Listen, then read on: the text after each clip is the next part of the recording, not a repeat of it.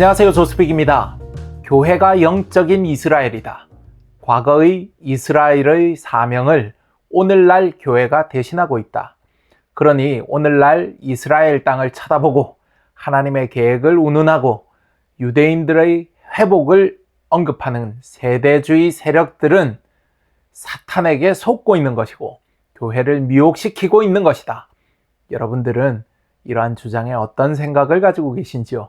이번 영상부터 몇 개의 영상을 통해 답을 찾아가 보겠습니다. 여러분들, 이런 설교 혹시 들어보셨는지요? 교회가 영적인 이스라엘이다. 교회가 참 이스라엘이다. 메시아를 거부한 육적 이스라엘의 특권은 이제 예수 그리스도를 믿는 영적 이스라엘인 교회로 넘어왔다. 더 나아가서 육신적 혈통적인 유대인의 회복은 하나님의 뜻이 아니다. 이스라엘을 내가 준 땅에서 끊어버릴 것이라고 열왕기상 9장 7절에 말씀하셨는데 무슨 이스라엘 땅이고 이스라엘 땅으로 유대인들이 다시 모이냐? 알리야, 이스라엘로 전부 다 기환하는 거 이런 거 전부 다 미혹하는 것이다. 마태복음 21장 43절에 하나님 나라가 유대인들에게서는 빼앗기고 그 나라의 열매 맺는 백성, 즉 교회에게 주어질 것이라고 말씀되어 있는데 무슨 유대인 이야기를 오늘날 하느냐? 이런 이야기가 설교의 핵심을 이룹니다. 이런 설교 여러분들 혹시 들어보셨는지요? 실제 어떤 식으로 설교하고 전달되는지 직접 한번 들어보시겠습니다. 다른 신을 섬기는 정도가 아니라 이스라엘이 어떻게 했습니까? 예수님께서 이 땅에 오셨을 때 하나님마저 거절해 버렸잖아요. 하나님의 아들 메시아마저 십자가에 못 박아 버렸잖아요. 순종하는 것이었어요. 불순종하면 어떻게 하신다고 했습니까? 여기 이스라엘을 그 땅에서 끊어버릴 것이요. 이스라엘을 그 땅에서 끊어버린다 했습니다.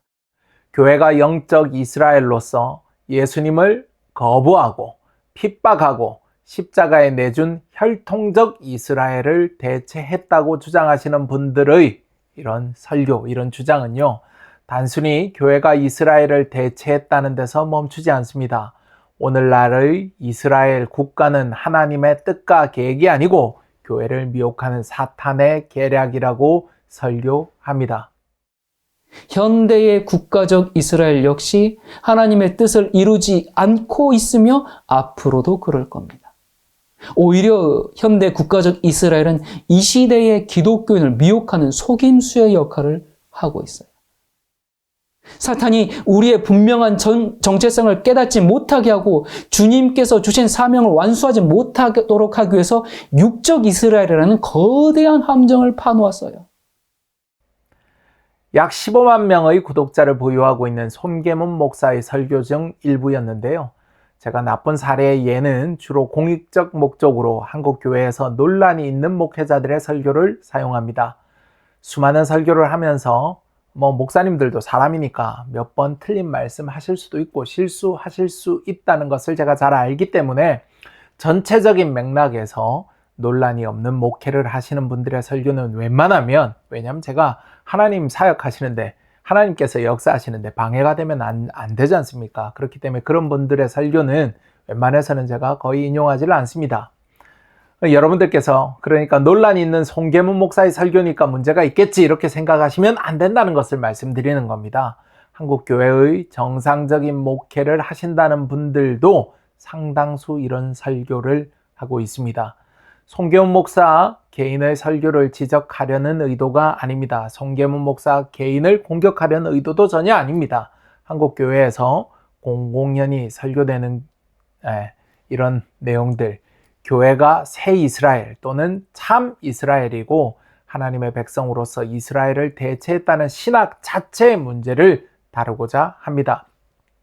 교회가 새 이스라엘 혹은 참 이스라엘이고 과거 아브라함의 혈연적인 후손 이스라엘이 감당했던 사명을 교회가 이어받았다거나 대신한다는 신학적 사조를 대체 신학이라고 부릅니다. 대체 신학을 비판하는 일부에서는요, 대체 신학을 만들고 전승한 것은 잘못된 생각을 가졌던 교부들이었고 그 교부들의 사상을 발전시킨 것이 로마 카톨릭이라고 주장합니다. 종교개혁 이후 개신교회들 역시도 이러한 잘못된 카톨릭의 생각을 그대로 이어받았기에 대체 신학적 관점에서는 개신교든 카톨릭이든 모두 잘못되었다고 비판합니다. 이들은 언약신학의 핵심 사상 중 하나가 대체신학이니 언약신학 자체도 잘못되었다라고 주장하는 겁니다. 근데 따지고 보면 이 언약신학의 핵심을 이어가고 있는 게 개혁주의지 않습니까? 그러면 개혁주의도 대체신학적 관점에서 잘못되었다고 주장을 하고 있는 것입니다. 교회와 이스라엘을 엄격하게 분리하는 신학적 사상은 세대주의 신학에서 두드러지게 나타나는데요. 이 세대주의 신학 진영에서는 대체신학을 빌미로 언약신학 진영 자체를 엄청나게 공격합니다. 지난 영상을 참고하시면 세대주의 신학과 언약신학을 아주 쉽게 비교하실 수 있으니까요. 세대주의 신학과 언약신학을 이 개념에 대해서 좀 헷갈리시거나 잘 모르시는 분들은요. 이 화면 상단에 제가 띄워드릴 테니까 클릭하시면 지난 영상을 참고하시면 아주 쉽게 언약신학 그리고 세대주의 신학을 비교해서 이해하실 수가 있습니다. 자, 대체신학 진영과 세대주의 신학 진영 누구의 말이 맞을까요? 교회는 이스라엘을 대체했나요? 아니면 교회와 이스라엘은 완전히 별개의 존재인가요? 그리고 세대주의자들이 주장하는 것과 같이 언약신학은 잘못된 것인가요? 오늘 정답을 말씀드리겠습니다. 결론부터 말씀드리면 대체신학은 완전히 틀렸습니다. 틀렸다는 단어로는 좀 부족할 것 같고 허위, 날조, 거짓말, 조작, 사기 등등 제가 동원할 수 있는 온갖 부정적인 단어들을 다 갖다 붙여도 전혀 문제가 없다. 이렇게 여러분들 생각하시면 됩니다. 굉장히 놀라시는 분들도 있을 텐데요. 그렇다면 세대주의 신학은요. 언약신학에 대해서 대체신학에 대해서 틀렸다고 주장하는 세대주의자들의 주장은 맞는 건가요? 아닙니다. 결코 세대주의 신학 진영의 주장도 옳지 않습니다. 아니 조스픽은 왜 다 틀렸다고 하냐?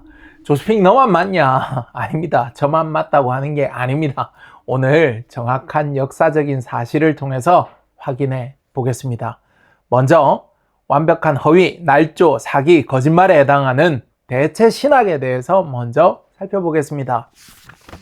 대체신학을 만들었거나 가장 먼저 체계화한 사람이 누구인지 특정하기는 어렵습니다. 사실 불가능합니다.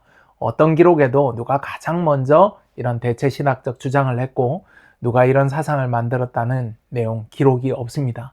다만 현존하는 가장 이른 시기의 명시적인 대체신학이 바나바 서신에서 나타나는데요. 사도행전에 나오는 바울의 동역자 그 바나바 맞습니다. 전통적인 이름은 바나바 서신인데 다수의 학자들은 실제 바나바가 저자라는 데는 동의하지 않습니다. 정확히는 이렇게 표현하는 게 맞습니다. 바나바 서신으로 불리는 저자 미상의 초대교회 문헌이라고 말하는 게 정확할 것 같은데요. 바나바 서신은 신약성서 정경에는 들지 못하지만 주후 70년부터 주후 130년 사이에 기록된 외경 혹은 초기 기독교 문헌으로 사료적으로 귀중한 가치를 가진 것으로 분류되는 문헌입니다. 여러분들 지금 제가 바나바 서신 4장이 포함된 본문을 띄워드려서 보시고 계십니다. 바나바 서신 4장에 아주 명확하게 기록되어 있습니다. 언약은 유대인들의 것이기도 하고 우리의 것이기도 하다라고 말하지 말라. 그들은 즉 유대인들은 언약을 잃었고 언약은 우리의 것이다 라고 명확하게 선언하고 있습니다. 바나바 서신 14장에서도요 다시 한 번 더 강조됩니다. 이스라엘은 언약을 잃었고 언약은 이제 그리스도 안에서 우리 그러니까 그리스도인들에게 주어졌다고 선언하고 있습니다. 대체신학과 관련해서 이름이 확인되는 초기의 인물은 2세기 교부이자 변증가, 신학자로 교회사에 매우 비중 있게 다뤄지는 순교자 유스티누스입니다. 영어로는 저스틴 마터로도 불리는데요. 그의 저작인 트리포와의 대화에서 새 언약이 유대인들과 맺은 옛 언약을 대체했고 이방인들이 이스라엘을 대신해서 선택되었다는 논증이 등장합니다. 트리포와의 대화에서 오늘날 대체신학에서 자주 언급되는 참 이스라엘이라는 표현이 등장하고요. 이 표현을 이방인들에게 적용시킵니다. 순교자 유스티누스의 대체신학적 주장을 요약하면 이렇습니다. 하나님의 약속은 원래 이스라엘에게 주어졌지만 그것의 참된 성취는 그리스도 안에서 이루어졌고 이제 그리스도를 믿는 이방인 교회가 참된 영적 이스라엘이다. 2세기 후반의 중요한 교부이자 변증가로 분류되는 사르디스의 멜리토는 그의 저작인 6월절에 관하여에서 출애굽기 12장의 6월절 어린 양을 그리스도 중심으로 해석하면서 복음이 나타난 뒤에는 옛 표상들은 가치를 잃었다고 설명합니다. 율법은 복음의 예비적인 스케치였고 교회가 나타나자 이스라엘 백성의 의미가 사라졌고 지상 성전과 지상 예루살렘 이전의 가치도 더 이상 존재하지 않는다 라고 예표론적으로 해석했습니다. 2세기 후반, 3세기 초에 활동한 초기 라틴 기독교 사상에서 매우 중요한 교부급 저자로 분류되는 북아프리카 카르타고의 터툴리안은 유대인들이 하나님의 은혜를 거절했기 때문에 그 은혜가 이방인들에게 주어졌다는 논리를 그의 저작인 유대인에 대한 답변에서 전개했습니다. 터툴리안의 논리 중에 재미있는 것이 있는데요. 유대인과 이방인 그리스도인의 관계를 리브가의 태중에 있던 두 민족 에서와 야곱의 관계로 해석을 합니다. 먼저 난 큰 백성이 유대인이고 나중에 난 작은 백성이 그리스도인이라는 것입니다. 그리고 큰 자가 어린 자를 섬기리라라는 예언을 여기에 적용을 합니다. 유대 백성이 그리스도인 백성에게 종속되고 그리스도인 백성이 유대 백성을 이긴다라고 해석하고 있습니다. 4세기 안디옥 지역의 대표적인 설교자이자 훗날 콘스탄티노플 대주교가 된 요한 크리소스톰을 꼭 설명하고 넘어가야 하는데요. 크리소스톰 자체가 이름이 아니라 별칭인데요. 번역을 굳이 하자면 황금의 입이라는 뜻 정도가 됩니다. 얼마나 설교를 잘했기에 이런 별명이 붙었을까요? 성경 강해, 설교, 교회 전통과 관련해서 매우 큰 비중을 가진 인물입니다. 유대교에 매우 부정적으로 설교했던 교부인데요. 4세기까지만 하더라도 그리스도인들 중에 유대의 절기나 금식, 유대회당에 참여하려는 그리스도인들이 있었던 것으로 보이는 기록들이 많이 남아 있습니다. 이 유대교 간습에 좀 끌리고 유대교 간습을 지켜야 되나라고 고민하는 그리스도인들이 많았던 것 같습니다. 4세기까지만 하더라도 그런 그리스도인들을 막기 위해서 유대교를 깎아내리는 방식으로 설교했다고 후대의 많은 전문가들이 해석하기도 하는 교부인데요. 크리소스톰에게서 가장 직접적인 대체 신학적 표현을 찾자면 자녀 지위의 역전과 관련돼서 이야기를 꼭 해야 됩니다. 여러분들 마태복음 15장에 나오는 수로보니게 여인의 기록을 모두 다 아실 텐데요. 귀신 들린 딸을 고쳐달라고 간절히 간구하는 여인에게 예수님께서 시험하시듯 이런 말씀을 던지십니다. 정말 우리 예수님 말씀 이런 표현 여러분들 이해하시고 들으시기 바랍니다. 정말 말씀 못듣게 하시지 않습니까? 진짜 이 자존심을 엄청나게 상하게 하실 말씀을 하시는데요. 이렇게 말씀하시지 않습니까? 대답하여 이르시되 자녀의 떡을 취하여 개들에게 던짐이 마땅하지 아니하니라. 여기서 자녀가 1차적으로는 유대인들, 즉 이스라엘 백성을 의미하고요. 당시 유대인들이 이방인들을 낮춰서 표현하던 단어가 바로 개 아닙니까? 이 여인의 믿음이 대단했던 것이요. 저 같으면 상처받고 집에 갔을 것 같은데 이 여인의 믿음이 대단했던 것이 여인이 예수님께 했던 이 대답이 엄청납니다. 여자가 이르되 주여 올소이다 마는, 올소이다가 아니고 올소이다 마는, 개들도 제 주인의 상에서 떨어지는 부스러기를 먹나이다 하니 라고 성경은 기록하고 있습니다. 정말 은혜로운 설교를 할 수 있는 본문이지 않습니까? 그런데 이 크리소스톰이 이 마태복음 15장을 해석하면서 그의 악명 높은, 악명이라고 밖에 설명이 안 되는데요. 악명 높은 유대인 반박 설교에서 자녀 지위의 역전을 설명합니다. 어떻게 이 본문을 가지고 이런 설교를 할 수 있을지 모르겠는데요.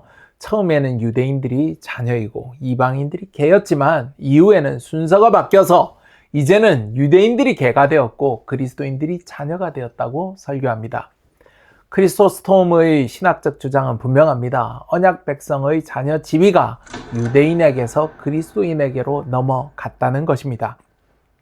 바나바 서신, 순교자 유스티누스, 사르디스의 멜리토, 터틀리안, 요한 크리소스톰 등 초대교회 이후 아우구스티누스 직전의 시대까지 대체신학과 관련해서 가장 비중 있는 문서와 주요 교부들의 주장을 간략히 살펴보았습니다. 초기 이 대체신학과 관련해서 여러 문헌과 교부들의 저작과 설교를 연구하면서 제가 몇 가지 중요한 시사점을 발견할 수 있었습니다. 아무리 이런 식의 문헌, 교회사적 비중 있는 인물들의 주장을 찾아보아도 논문들, 전문 문헌 아무리 찾아도 AD 70년 이전의 대체신학적 주장을 발견하기가 어렵다는 것입니다. 제가 조심스럽게 표현해서 AD 70년 이전의 대체신학적 주장은 발견하기가 어렵다라고 표현하지만 실상 존재하지 않았다라는 단정이 오히려 더 정확할 것 같습니다. 주후 70년 이후, 그러니까 AD 70년 이후 대체신학과 관련한 주장이 본격화되었습니다. 이유가 무엇일까요?